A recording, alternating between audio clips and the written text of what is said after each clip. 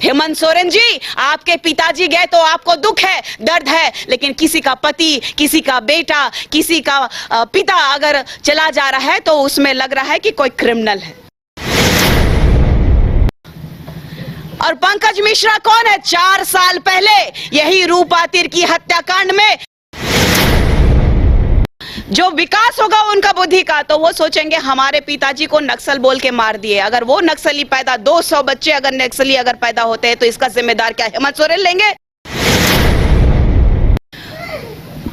आपके चैनल के माध्यम से मैं सूर्या हंसदा जी को श्रद्धांजलि भी देना चाहूँगी, क्योंकि वो हमारा झारखंड का बेटा, एक आदिवासी बेटा शेर था, जो कि मैंने देखा सोशल मीडिया में।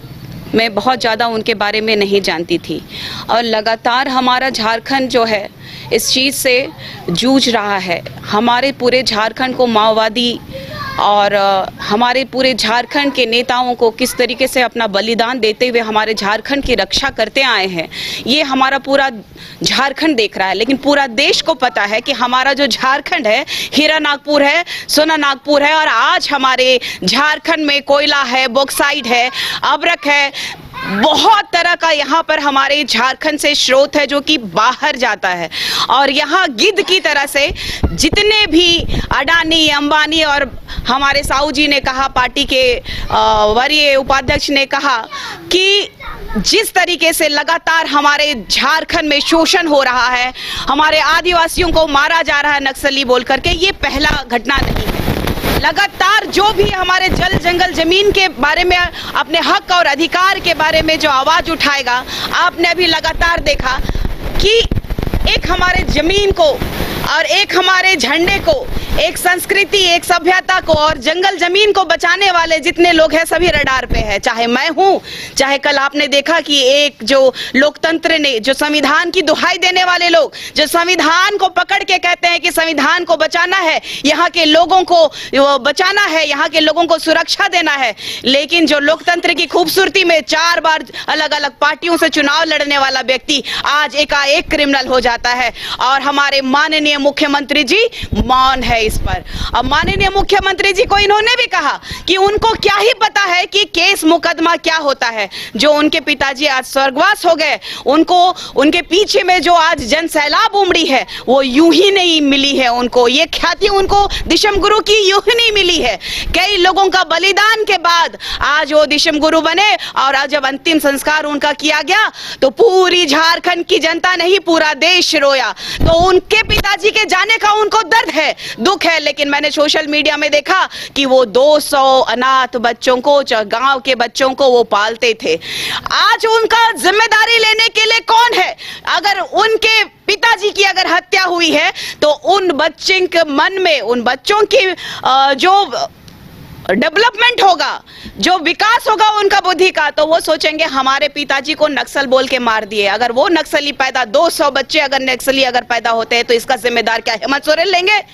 क्या हेमंत सोरेन इसकी जिम्मेदारी लेंगे कि 200 बच्चा को उन्होंने पढ़ाया लिखाया और क्षेत्र के विकास के लिए जो क्रांति की, क्या वो अपनी जिम्मेदारी लेने के लिए तैयार है?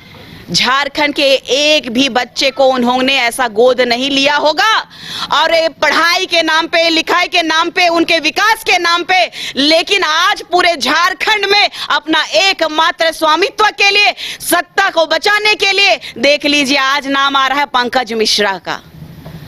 और पंकज मिश्रा कौन है? 4 साल पहले यही रूपा तिर्की हत्याकांड में, लगभग मुझे लगता है 3 मई की उनकी हत्या हुई थी, 3 मई को, और लगातार उनका नाम आया था। और जितने भी वारदात को, घटना को अंजाम दे रहा है, ओपन चैलेंज करके, एसपी बन के, थाना प्रभारी बन के, डीसी बन के, तो किसके इशारे पे ये हो रहा है? ये पूरा झारखंड राज्य देख रहा है।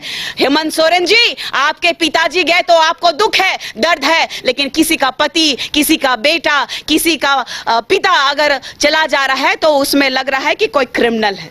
वो एक संघर्षशील व्यक्ति था, वो अपने क्षेत्र का विकास चाहता था। लगातार जल जंगल जमीन और कोयले की जो तस्करी होती थी उसमें अपनी आवाज उठाने का काम वो करते थे।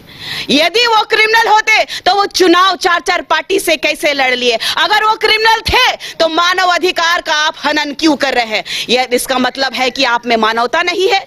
इसका मतलब है कि आप सत्ता के इतने लालची हैं कि आप कुर्सी बचाने के लिए किसी भी तरह और किसी भी हालात को गुजर सकते हैं। और हमारे निर्दोष झारखंड के युवा, जो उभरते हुआ युवा है, उनको अपराधी घोषित करके एनकाउंटर करवा करके हर झारखंड की आवाज को दबाने की कोशिश कर रहे हैं। तो हमारी पूरी युवा शक्ति आपको चैलेंज करती है कि अगर सीबीआई जांच में अगर निकलता है कि आप फर्जी एनकाउंटर किए हैं, जिस तरीके से बताया जा रहा है कि उनके शरीर पे जला हुआ घाव का निशान है, और जैसा कि बताया गया कि इधर कौन मारता है गोली, यहाँ कौन मारता है, अगर जांच में निकल गया कि अगर दोषी है प्रशासन, तो समझ लीजिए कि पूरे सरकार को ये पूरा झारखंड का युवा हिलाने का काम करेगा। और ये आपको चेतावनी है कि लगातार जो आपके फर्जी एनकाउंटर और फर्जी केसेस के माध्यम से जो हमारे जल जंगल जमीन के रखवाले, जो यहाँ के आदिवासी और मूलवासियों की रक्षा आप नहीं कर पा रहे, तो ये उलगुलान करने का समय है। तो आप सचेत हो जाइए, आपका जो दुख है उससे आप उभरिए।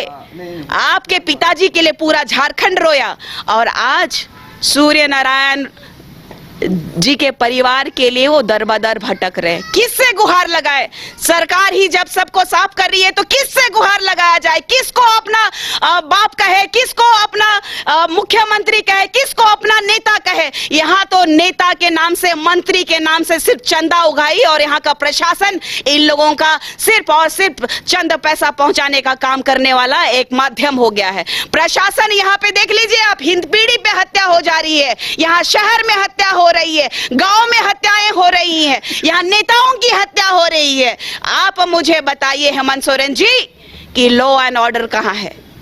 और एनकाउंटर के माध्यम से आप लोगों को बताना चाहते हैं कि ये जो झारखंड है ये नक्सली प्रभावित क्षेत्र है और यहाँ सभी नक्सली है, तो आप हमें भी मार दीजिए। और जितने भी नेता आंदोलन कर रहे हैं अपने जल जंगल जमीन का रखवाला के लिए, चाहे नौकरी के लिए, चाहे यहाँ की अस्मिता को बचाने के लिए, सबको गोली मरवा दीजिए। जिसके वोट के दम पे आज आप मुख्यमंत्री बने हैं, आप उन्हीं का शोषण करने का काम कर रहे हैं। दुर्भाग्य है ऐसे झारखंड के बेटे का, जो आदिवासी बेटा होने के बावजूद, लगातार मैं कहती हूं कि आदिवासी बेटा पे आप कलंक है, आदिवासी बेटा होने के नाते पे आप कलंक है, और आप दिशम गुरु के बेटे हैं। इस बात के लिए भी मुझे बार बार शंका होती है कि एक तरफ लड़ाकू, एक तरफ जान देने वाला, एक तरफ झारखंड को का बलिदान देने वाला, झारखंड को अपनी पूरी जिंदगी न्यौछावर करने वाला, और एक तरफ उनका बेटा, उनका जो संघर्ष है उसका मलाई खाने वाला।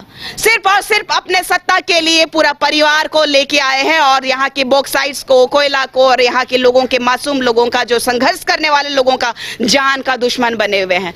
तो सावधान हो जाइए, खबरदार होइए। आने वाला समय में अगर यही हालात रहा तो हमें भी हथियार उठाना पड़ेगा, और आपके जो प्रशासन जो आतंकी हमले हम पर कर रहे हैं, इनको जवाब देने का काम हम जैसे युवा करेंगे। घर रहने का मकान भर नहीं, ये खुशियों की तिजोरी है।